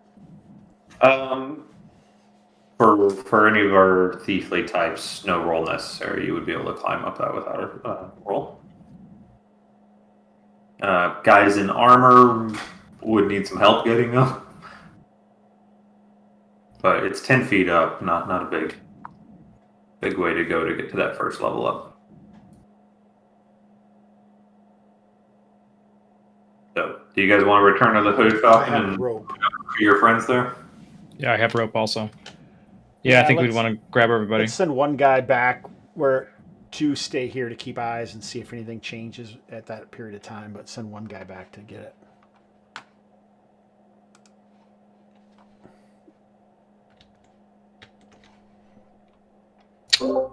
I'll run back. Doesn't matter.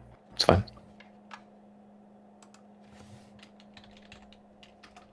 Okay. I think we'll go ahead and actually stop a little bit earlier tonight. Then I do want to get things a little bit more prepared for going into the warehouses. I wasn't, trying to keep prep low, so it's good to know what people are going to do next week, and I can, get the warehouses completely ready to run. But yeah, I kind of want to get everyone's thoughts on the game so far. What can do?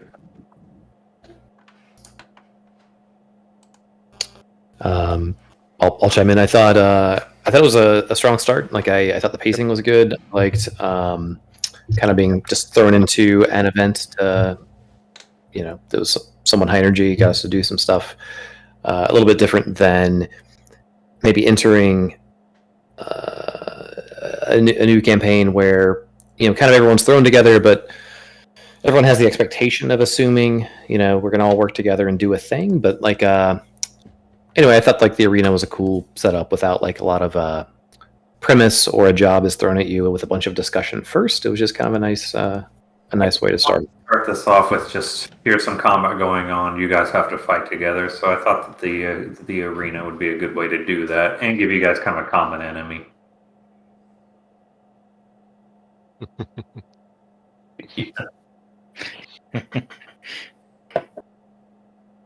So yeah, good start to it then. Yeah, I think so. good.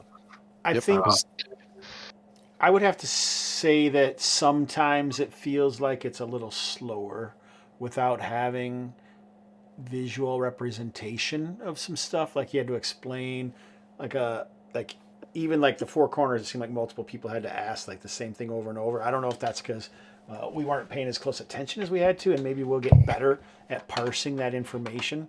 But it's interesting. I'm curious to see like what happens. I'm going to try to figure out, if there's easier ways to get like showing everyone's roles so like the stream can see them. Like sometimes I couldn't even see some of the roles, so I don't know exactly what's going on or what the settings are on Albor Radio. That was a funny thing is I didn't realize that because I've only played on Owlbear alone just to set some things up, and I didn't realize that you don't get everybody's roles in the tray. I was expecting when you guys rolled, I've got the tray open, I would just see that in there. Like, oh no, it's stuck over there, and I gotta like actually click on your roll to see what was rolled. So I don't like that a whole lot. might get used to it. I mean, So you were clicking on each person's name or something? Is that what you were doing? You said. like roll a die right now, but Click on the die. Like for me, it just pops up. Yeah, but if you click on it, it tells you what die type you rolled. Oh, I see. so Yeah. that to me shows a 6-side die, and Nice. I have to click on it to see the die type. And if there's multiple die going on, Yeah, I noticed I did that once, and it was adding them all together, and I'm like, Just Yeah. oh, you got to clear it. You got to clear it each time. yeah. Yeah. I mean, I don't know if this is better than just roll dice in front of you. Yeah. I mean, I think it's nice because people like to see the dice. So Yeah. Yeah. I mean, it's my first time with owlbear. Right, tonight's the first time I've ever used it, and I mean, I expected the curve to be a bit higher, so I'm fine with it. Like, I think it's fine. Yeah. Okay. Yeah. Alright. I'm I trying am to too. get the It's right simple. level on Simple, map because I definitely can go overboard on mapping at times, and then I don't like it to turn into a video game either. Right. But I do like some maps when there's a battle going on, even in the arena. It was useful. Tracking cover and location, and it sounds like a more complicated location like Four Corners would be good to have a visual, probably. it has a drawing tool, so you can. Yeah, or just pull up a whiteboard sort of thing, Like a and we could sketch. scribble. You know, that's fine too. Like That's true.